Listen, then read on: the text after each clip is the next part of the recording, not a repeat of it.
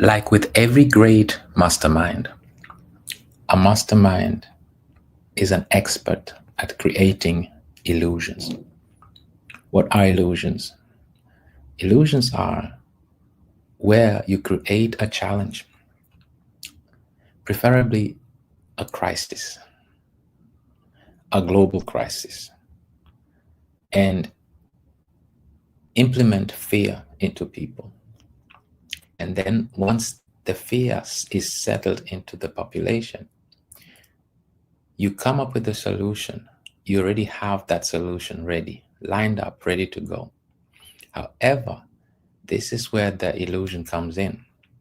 You make your solution that you came up with seem like it's actually not from you, but it's actually an idea by the population that you want to impose this new system in. So it should look like it is the idea of the population that is supposed to embrace this new concept, new idea, new system. It should look like it's their idea. That's the trick of a mastermind. And a mastermind is an expert in creating illusions. That's this. This is how we're setting the stage for today's session, community. And it's a bold statement that was just said. And of course, as always, we have to verify what we say. We have to show some receipts of what we say. So, like you see here in front of you, Trump says he wants interest rates cut to 1%. We dedicated one whole hour in our last community session on Thursday. So we're not going to dive deep into this anymore. If you missed out on this, it's a very important and very informative video. I highly encourage you to go and tune in and listen to that. For this session today, we're going to just highlight the illusion that we've been led along for the past 15 years and where we are and where we stand today. So let's kickstart right away. Back to this article. Trump says he wants interest rates cut to 1%, and he would love if Powell resigned because Powell has been resisting, right? So the question we should ask ourselves, why should the interest rate be cut to 1%? If you already tuned in and listened to our last community event on Thursday, you'll know the answer to this already, right? Because you need two things to trigger the economy. You need transactions and you need liquidity. You can't have transactions without liquidity. And to stimulate the economy, you need liquidity. And to introduce liquidity into the economy, you need to cut your interest rates because this will lower the prices, the interest rates, and it will make access to liquidity, to cash, to fiat, to stable coins way more cheaper. And that's how the system works. So now, however, there's a dilemma now. Let's look at two things. First thing that is getting ready to happen is even though the interest rates will get cut, two things are going to happen. And one of them is something that is actually good for the bond market, US bond market.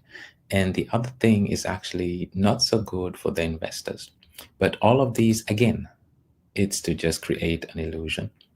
So now, what is the challenge being faced right now in the current economy that we're in the bond market?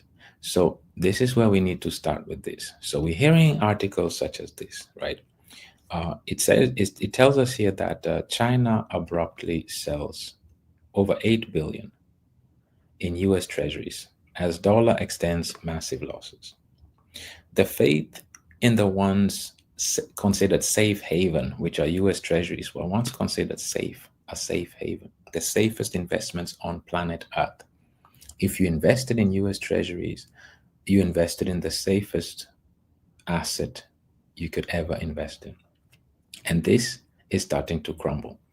There was a time where China was the largest US treasury holder with over $1 trillion worth of treasuries. But now they've been selling massive amounts of treasuries as the dollar just kept crashing, right? Another thing that we faced with here also that we need to understand is America's deficit reckoning. Deficit basically just means that for the last 25 years, the US has always been in the negative in terms of goods and services produced, GDP, over a period of 12 months.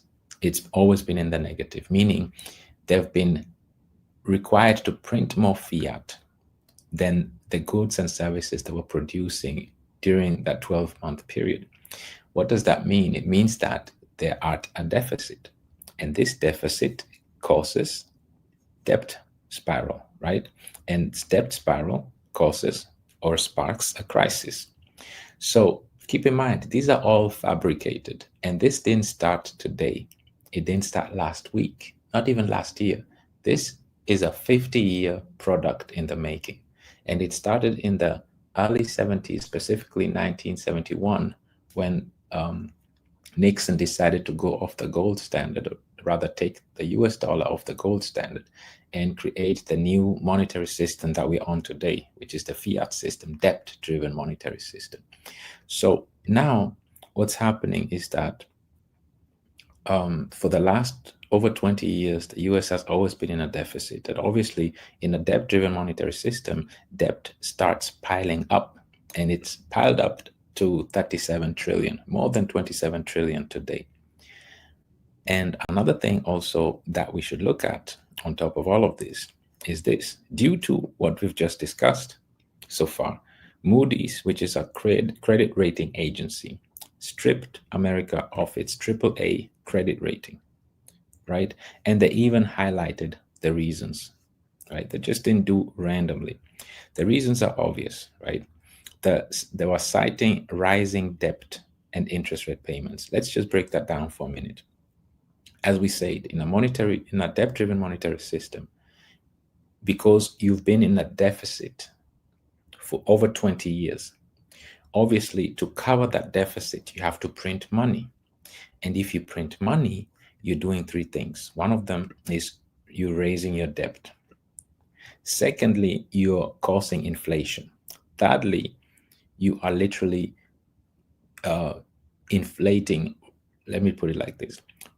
You're creating a loss of purchasing power for your fiat. So loss of purchasing power for your fiat, you're causing inflation, secondly, and you're raising your debt. And because of that, your interest payments are higher than your GDP, what you're putting out. And because you're in a deficit, you're not even generating enough money, enough revenue for your as a country to cover all your regular expenses. So you're always in a deficit for decades. And this is why Moody's downgraded the US credit rating by one notch, right? Took it from a AAA because the US sovereign debt.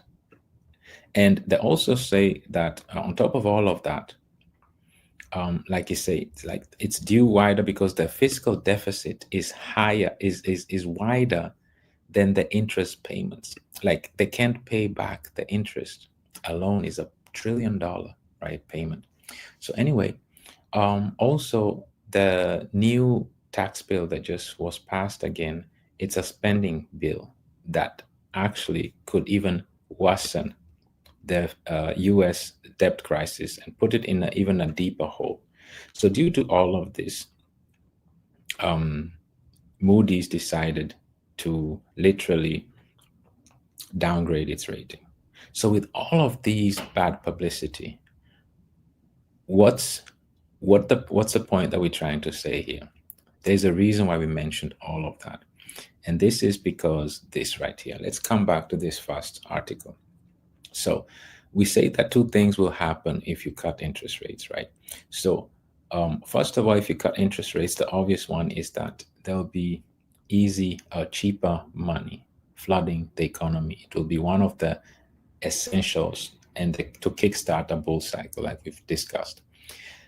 Another thing also that will happen is obviously it's going to bring demand for the US dollar, but secondly and most importantly, it's going to strengthen the bond market, meaning that the bond market now, the US Treasury bills or US Treasuries are going to be in demand.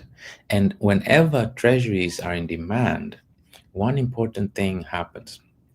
Let's look at that. The reason why US treasuries are debt. So sovereign nations like China, UK, Japan are literally lending money out to the US by buying their treasuries. And then they get these yields we see here on the right, right?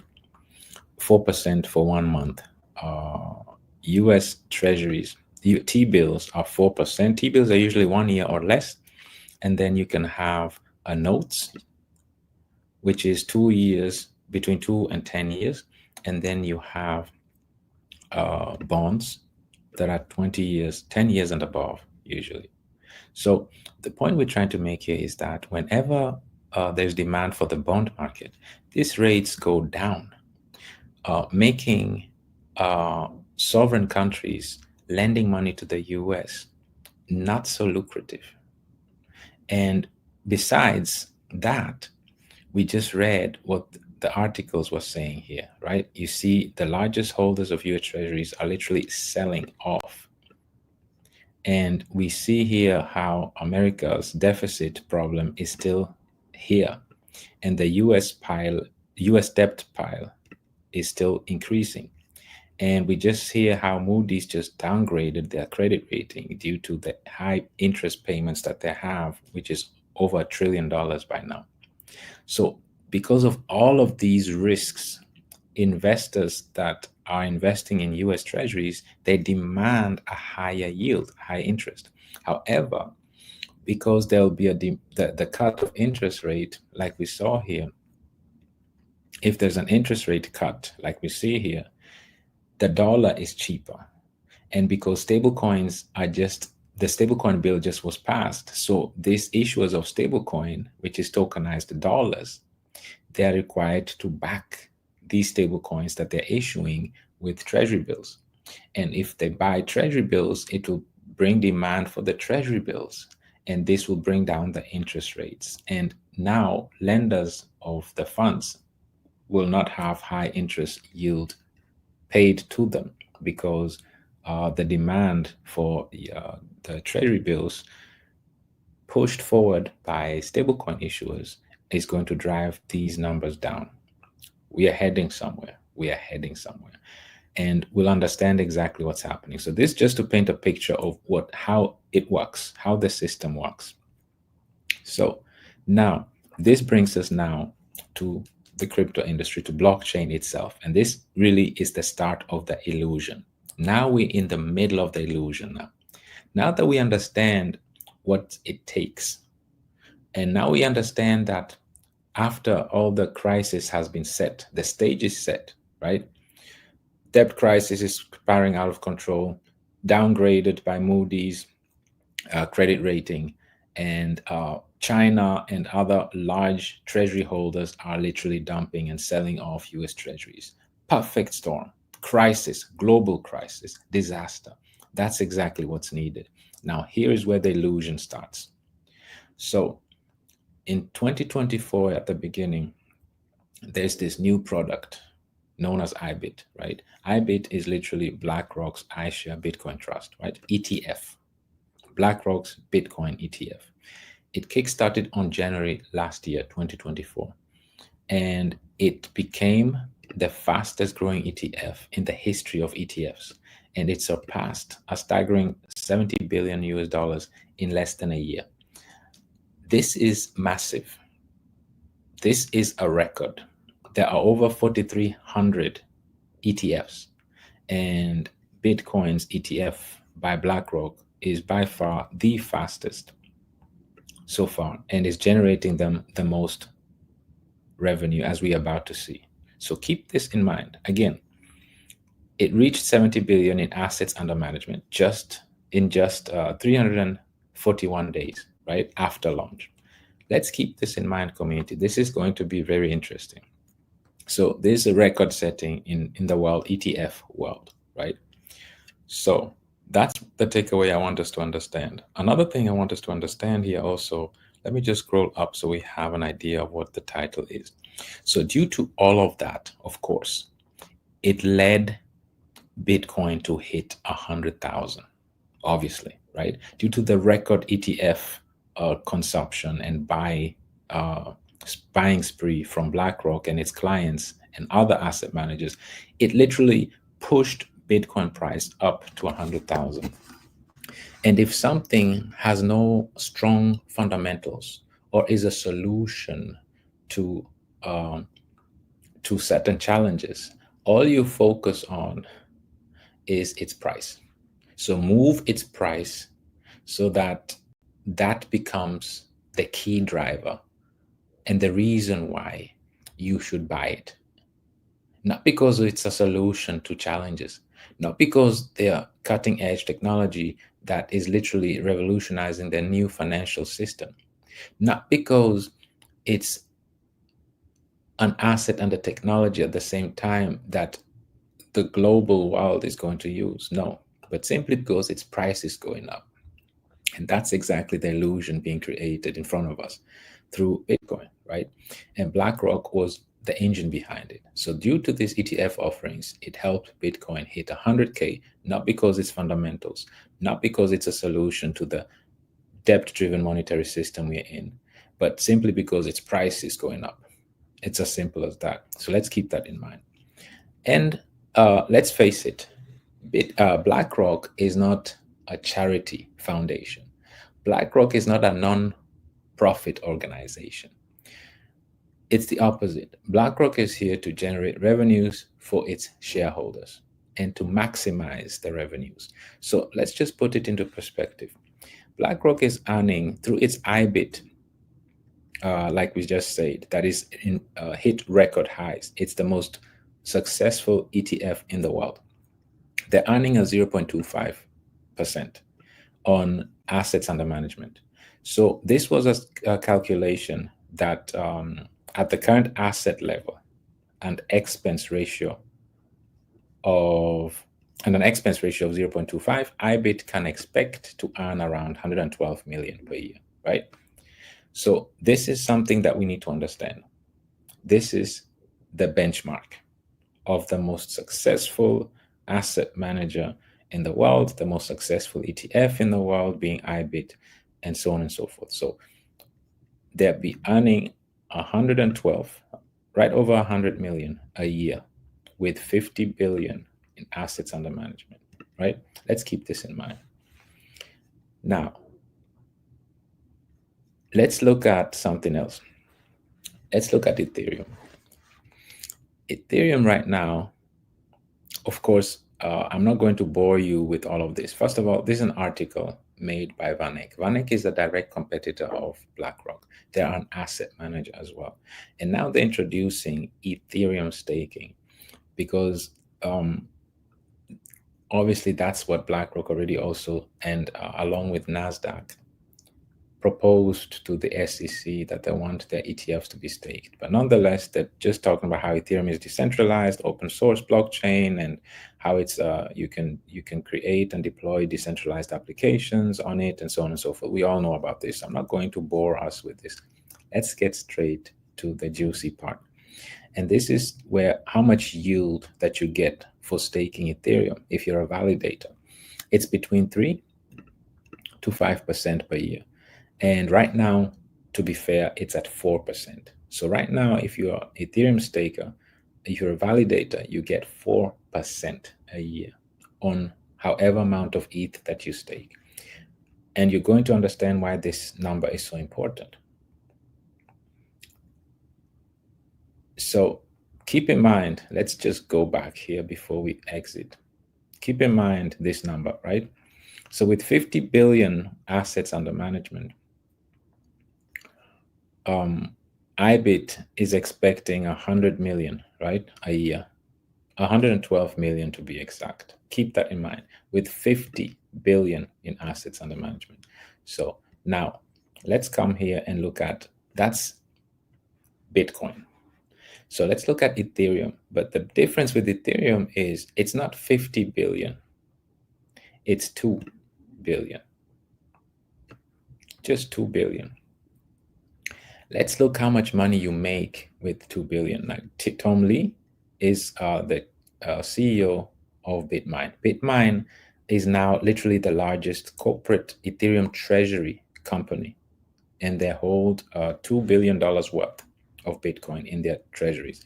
Also, they are a New York Stock Exchange traded company, right? Just barely 16 days old. They launched this month. Actually, right, to be fair, they're 18 days old today. They launched on July 8th, and they already have $2 billion worth of Ethereum in their balance sheet, which comes to roughly over 560,000 ETH. This is going to be very relevant as we're about to see. So let's hear from the man himself, Tom Lee himself. How much revenue is he generating from $2 billion worth of ETH? And in how long did it take him to generate that type of revenue? Just as a refresher, I like to really emphasize this. Just as a refresher, it took IBIT under a year, right? And they're really being specific here, 341 days. It took them 341 days after launch, to make 100, to generate 100 billion, right? To generate 100 billion, 100 million, like we saw here. So they're making 100 million, and it took them 1 year to achieve that. So now let's hear how Tom Lee's Ethereum strategy company, how long it took him and how much revenue is he making with only 2 billion in Ethereum. Let's hear it.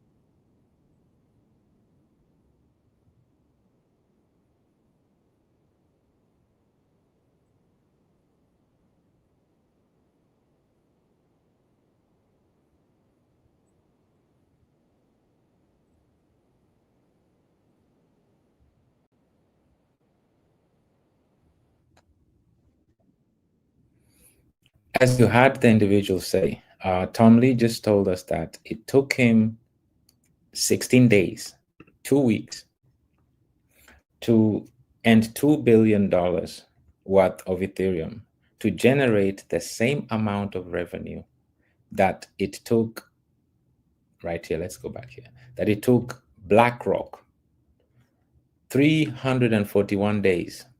It took Tom Lee 16 days to generate the same, and it took Bitcoin, it took BlackRock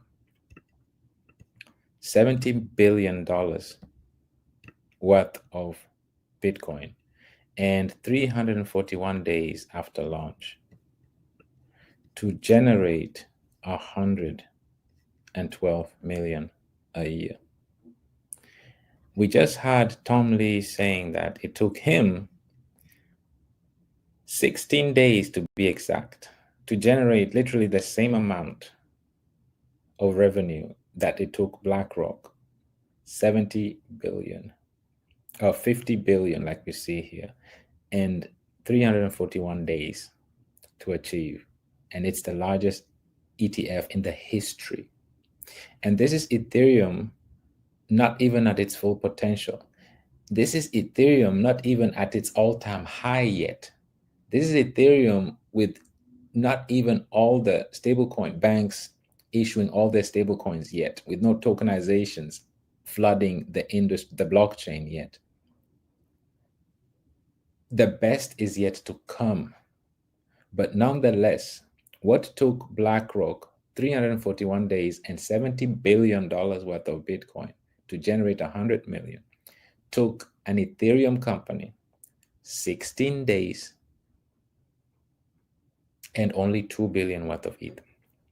Why are we emphasizing so much on this is because, like we said, create an illusion. And this illusion should distract people from the actual important things. And while you're cooking in the background, you're distracting the kids. You keep the kids busy while you're doing important things. And when you're done with your important things, you give the kids time out, and then you take over as a parent. But let's not get ahead of ourselves. Let's take it step by step. So that's treasury company. But beyond treasury company, now even Ethereum ETFs themselves, Ethereum spot ETFs themselves, have been having larger inflows than even Bitcoin itself. And not a one-time thing, but it's been 7 days straight. So for the past 7 days, Ethereum ETFs have outpaced Bitcoin ETFs in inflows. Now, keep in mind, we're talking about the largest ETF in the world. Bitcoin is the largest ETF in the world. But for the past 7 days straight, Ethereum has flipped it and has been outpacing it now. Let's look at some real numbers here. Yesterday alone, this is yesterday. Yesterday alone, Ethereum inflows were at 452 million in ETH. Bitcoin was 130 million in Bitcoin. So it's more than 3.5 times, more than 3.5 times, roughly 3.5 times that of Bitcoin, that inflow just yesterday alone. And it's been doing that for the last 7 days straight. So we see a change happening. And this change is happening now because regulations are being put in place. Things are being put in order. And all the illusion now is starting to crack. And the reality is starting to sink in, right? Let's continue and see some more. Let's now dissect what the illusion was all about. What was the illusion all about? And I have to give credit to this individual, like Stake Your ETH. I don't know this individual, but I just, because in our last community event, we dedicated the title Bubble and how bubbles are actually good for an economy to mature. And this individual posted this, made this post today, actually 19 hours ago, but today's 26th, my local time, 10 a.m., 26th, right? On the 26th. And keep in mind, on Thursday, which was the 24th, we had a dedicated title on a video talking about how bubbles are good for an economy because it brings maturity and it weeds out the weak and fundamentally weak projects from the mature and fundamentally strong projects. So I like this article, this breakdown of this individual, because he was also talking about a bubble, right? And it's the first time I'm hearing this word being actually used by anybody else outside of our community when talking about, what's been happening so far in the last 15 years. So let's jump into this briefly. So this individual posted this and was talking about how traditional finance adoption, like we've been seeing right now, was always the investment thesis behind Ethereum. So Ethereum from the get-go has always been about institutional adoption, has been always bigger than just flipping meme coins on chain. It's always been about being the fundamental layer of the future of traditional finance or digital finance, right? DeFi. And this is what the individual is saying. So from the very beginning. So otherwise, he says, all that's left of the market, the rest of the market, is just a small bubble. And he's describing 3 different bubbles, right? So the first one is right here. It says, Sailor bidding billions into BTC. For the past 15 years, community, that's all we've been hearing, right? The first move advantage, of course, is Bitcoin. We gave all the credits to Bitcoin. However, if you talk about blockchain or cryptocurrency, it was always only, predominantly, mainly just Bitcoin. And Sailor has always been the loudest advocate for Bitcoin, talking about there's no second best. Bitcoin is all you need. Everything else is an S coin, and it's not worth even looking at, right? So this has caused a movement, and has actually accelerated the movement, and Bitcoin hypernization, and this is one of the illusions that was created, right? That we were talking about. This was part of the illusion. Another thing also with the VCs, right? We know what venture capitalists do. They have deep pockets, and they've been repeatedly P&D, pump and dumping projects. They got in early, right? They got in early at low prices. They pump and dump, move on to something else. This is on a VC level, institutional level. Same thing is happening by uninformed retailers. They've been gambling on meme coins, right? Mainly known on Solana. So these are the three illusions that were happening the last 15 years. And while all of this was taking place, quietly, Ethereum has been building. Keep in mind, 2015 is when Ethereum came. Ethereum just was launched in 2015. So Ethereum was quietly building and ensuring that Ethereum's foundation is ready, right? Focusing on fundamentals. Ready for what? For global adoption. There was no public shilling or marketing ETH as an investment. As we know, there are certain, we're not going to keep on calling the same names, but there are certain blockchains that were just always measured on how high the prices go. Let's leave it like that. And that's all that they care about. They never cared about building foundation, build that is for global adoption. They didn't care about building a solution to challenges, existing challenges, building the next, using this technology, blockchain technology, to build, to be the foundation application layer of the next DeFi or global economy layer. It wasn't built to be the solution to the global crisis, to the debt crisis, to the current monetary system. It was literally just built for the price to go up, right? And this is exactly what this individual is talking about. So a decade later, from 2015 to 2025, a decade later, Ethereum is mature enough and ready for serious capital. And this is exactly what we're seeing now, right? So the kids had fun, they were able to play, and these are the three different ways that the kids were playing, right? And now adults are in the room, and the kids are now given timeout, and now it's time for adults to do what adults know best, right? And this is exactly what's happening right now. Actually, this post is just from yesterday, right? And here we see one of the co-founders of Ethereum, Joseph Lubin, who is also a founder of Consensus, which wallet most of us are using, MetaMask, and also the chairman of SharpLink, which is one of the Ethereum treasury strategy companies, right? And he's the chairman there as well. So what did he do? First of all, let's take a step back. Do you really think, after doing this math right here, let's go back.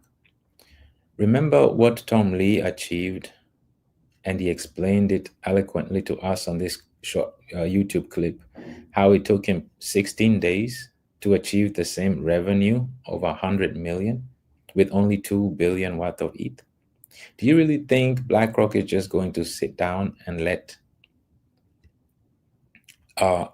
Tom Lee generate all these revenue and get all the ETH to himself? Of course not. So the illusion is that, how can you hold a 50 billion in assets and make 100 million, the same amount like another individual is making with only 2 billion? And let's look at it even more. Actually, it goes even deeper, because let's look at it even more. It's over here. Besides that, look at the costs. If you are a validator and you're offering staking as a service, you are charging 25% on top of that for staking fees. So besides earning staking rewards, 100% staking rewards on your own. You doing that as a service, providing service to stake for others, you charge 25% on top of that. So Ethereum is extremely lucrative. And this is, now we can go back here and see why this is happening. This is the reason why. BlackRock said we need to send one of our own to manage SharpLink Gaming. And not just anyone, but the head of digital assets, the one individual that brought IBIT, which is the largest, like we just discussed earlier, the largest Bitcoin ETF, Ether, the largest, which is the largest Ethereum ETF, BULLRUN, which is also the largest tokenized asset. So before BlackRock invests heavily in a company, they love control. And the first step to have control is to have one of their own be a co-CEO, to have full control. And then once this individual is plugged in, now BlackRock comes and goes all in. So before BlackRock, and they're probably already invested billions of dollars in this Ethereum company now. And the first step is always have full control over it. So he's the co-CEO of SharpLink. And let's listen, let's hear from the man himself, right? His name is also Joseph. So who is this individual? He's posting here on his Twitter. He's presenting himself, right? So let's see, now he's this co-CEO of SharpLink, right? And he used to be a former head of digital asset strategy at BlackRock, focused on Ethereum, tokenization, and the future of finance. Let's hear his introduction. So after 20 years at BlackRock and helping to lead its digital asset strategy, I'm beginning a new chapter. So he's talking about how he has joined SharpLink as the co-CEO. This is very important. And he's telling us even why. At BlackRock, what did he do? He helped launch IBIT, like we said. What is IBIT? The world's largest Bitcoin ETF. Ether, world's largest Ethereum ETF, right? And then BULLRUN, world's largest tokenized fund. Where is it built? It's built on Ethereum. So here is the individual that brought the most successful ETF in the world, the second most successful ETF in the world, and the largest tokenized fund built on Ethereum in the world. Brought all of that. Those are his products. Now, they sent this same individual to go and be the co-CEO of an pure Ethereum strategy, treasury strategy company that is listed on NASDAQ. So he's talking about how he's now joining SharpLink, a company led by Joseph, the co-founder of Ethereum itself, and built on clear belief. What is the belief? That Ethereum is becoming the foundation of global finance. This is exactly now the solution that we were talking about. This illusion should look like it's a solution that came from retailers, from us, right?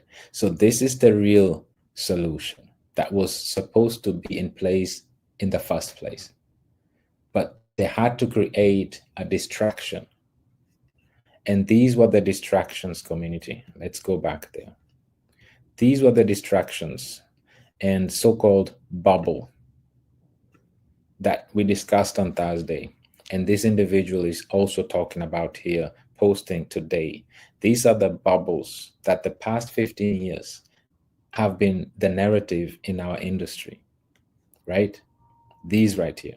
These are not my words, right? I'm just the messenger, right? So these are the bubbles that are causing bubbles in our industry. And at the end, only the strong, fundamentally sound, are going to get out of that bubble. And now that the adults are in the room, and the adults are the ones that create real products in the real world with real solutions and come from the real traditional finance, are talking about Ethereum becoming the foundation of global finance. This is not just some random meme coin fanatic talking. This is the head strategist of digital assets that brought the most successful digital products in the world, and now is moving over to go all in as a co-CEO in an Ethereum based strategy company that is listed on NASDAQ, and believes that Ethereum is becoming the foundation of global finance. And he's saying that I couldn't agree more. Why is he saying again? He's saying that stablecoins, tokenized assets, AI agents are all moving on chain. And it's happening where? It's happening on Ethereum. Where else? All that is taking place on Ethereum. And what's happening on Ethereum? That's where the future is being built. And this is exactly the point that we're trying to make, community. The mastermind always creates illusion, and illusions serve to cause distractions, to tip people off, to distract people, to misguide people.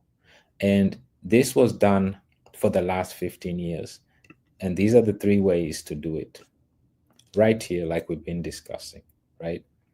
Having retailers gamble meme coins, having VCs pump and dump random projects with no fundamentals, and having Sailor bid Bitcoin as a global reserve currency and all global strategic reserves and all of that, right? And these were all a bunch of illusions and distractions until the real deal has entered, and it's coming from none other than BlackRock itself. They're sending the best of their own to be the co-CEO of a company that they're getting ready to heavily invest in. And their goal is not just to hold ETH, but to activate it and use native staking. This is exactly what Tom Lee did. And this is what made him 100 million, like he explained in this short YouTube video. Is making him 100 million only with 2 billion. So of course we can't leave this without doing the math. Let's do the math. Let's do the math here. What if he had 50 billion, right? Let's do that times 4% because he's making 4%. So if they did that with 40 billion, community, he'll be making $2 billion. With 50 billion, let's really, I want us to understand this. With 50 billion in Bitcoin, they are making, IBIT can expect to earn 100 million, 112 million. But with Ethereum strategy, if the company Bitmine had 50 billion in Ethereum, they'll be making not 100 million a year. They'll be making 2 billion a year, 20 times more, right? 20 times more for the same amount. So this is why we're telling you that BlackRock is not a non-profit organization. They're not a charity foundation. They're here to generate revenue. They don't care if it's called Ethereum or Bitcoin or whatever. Whatever makes them the most, whatever generates them the most revenue, that's what they're running with. That's their responsibility to their shareholders. And obviously, Bitcoin is not generating, it's the largest ETF in the world, and it's generating the same amount of revenue a year. Like Tom Lee's company, he just built 16 days ago. Within 16 days, he's generating the same amount of revenue like it took BlackRock 50 billion and 341 days, a whole year, right? And at a much lower with much less capital. So this is exactly the illusion taking place, and adults are in town, and this is what's happening right now. So SharpLink, of course, is even purchasing even more Ethereum. They have 145 US dollars ready to purchase more Ethereum after getting the new CEO from BlackRock. So they're getting ready to purchase more. And what they did is they moved 145 million USDC to Galaxy Digital. I want us to understand what they did here. They are moving USDC to Galaxy Digital to do what? To buy more Ethereum, right? Now, let's look at what's happening on the other side. On the other side, billions in Bitcoin are being sold, right? Billions of dollars worth of Bitcoin are being sold. So that same Galaxy Digital and others moved more than $3.7 billion worth of Bitcoin to exchanges, and this triggered massive selling pressure. So while others are busy sending USDC to Galaxy for them to purchase Ethereum for them, Galaxy is busy offloading Bitcoin. And why is that significant? I'd like us to share this, and let's close out with this. The reason is right here. You see that in Bitcoin dominance. If you look at dominance here, this is where you see what's really happening with these three numbers here. You see at the beginning of the year, like just a month ago, it was at 64.9. So let's say 65%, right? So in June, just a month ago, it was at 65.1. You see it here, yearly high. And just a month ago, and today it's down over 4% at 60. And Ethereum is up by 2.65%. So this just shows you how Ethereum dominance is going up. And keep in mind, Bitcoin is at its all-time high. It has the largest ETF in the world. It is the largest blockchain in the world. It at its full potential. Ethereum is not even at its all-time high yet, which is close to 5,000. It's not even at its all-time high yet. Ethereum can't even be staked yet, and that is actually the core of everything. That's the engine of everything, staking and earning rewards like we just saw. That's the whole purpose of it. It secures the it secures the ecosystem, stabilizes it. Staking plays a major role, and that's not even globally accepted yet. And then finally, also, all the rewards, all getting ready to be launched on Ethereum are not even full at their full, not even running yet. So the best of Ethereum is still ahead and yet to come. So talking about an Ethereum dominance of 20 to 25% is very modest. And Ethereum is already chipping in and getting Bitcoin's lunch, like we saw. While more and more Ethereum is being bought, more and more Bitcoin are being sold. And we saw that the past 7 days, we saw how ETFs have been literally outpacing. Let's come back here. Ethereum ETFs have been outpacing inflows. Ethereum ETF inflows have been outpacing Bitcoin inflows by more than 3 times. And it's been doing this not just once, but actually for the past 7 days straight.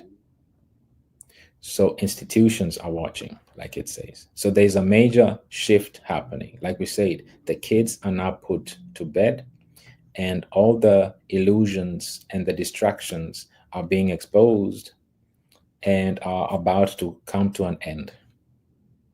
This is why we see a lot of Bitcoin miners moving over to Ethereum. This is not about Bitcoin against Ethereum. This is just about cracking and highlighting the illusions that we've been fed for the last 15 years and that have been looked at as normal in our industry are now being exposed, and adults are in the room now, and the adults are producing real products and are coming straight from BlackRock. Adults have 20 years of experience at BlackRock. Adults are creating real-world solutions and real-world products. Adults understand that TradFi and crypto are on Ethereum, and Ethereum is becoming the foundation of global finance. Adults understand that stablecoins, tokenized assets, agents are all moving on chain, and it's all happening on Ethereum. That's where the future is being built. That's what adults understand. So the kids are given a timeout and are ready to be tucked in. It's bedtime. And it's beautiful to see now that adults are in the room and they come straight from BlackRock itself. So how does all of this relate to us, community? We've been already talking so much about BULLRUN, and we dedicate this session to our other two coins that are directly paired with Ethereum. One of them is, like we see here, Survivor. Why is Survivor going to make the most out of this bull run cycle, of this Ethereum bull run cycle? First of all, its contract is renounced. It's renounced. It has a buy and sell, and has been blacklisted. Its liquidity is locked for 100 years. There are no allocations to the team. There are no team tokens or pre-sale whitelisting like we saw VCs were doing and pumping and dumping tokens. 100% of the Survivor token supply, all of it was put into the liquidity pool, all of it. All of these make Survivor 100% community-driven token, a decentralized and 100% transparent.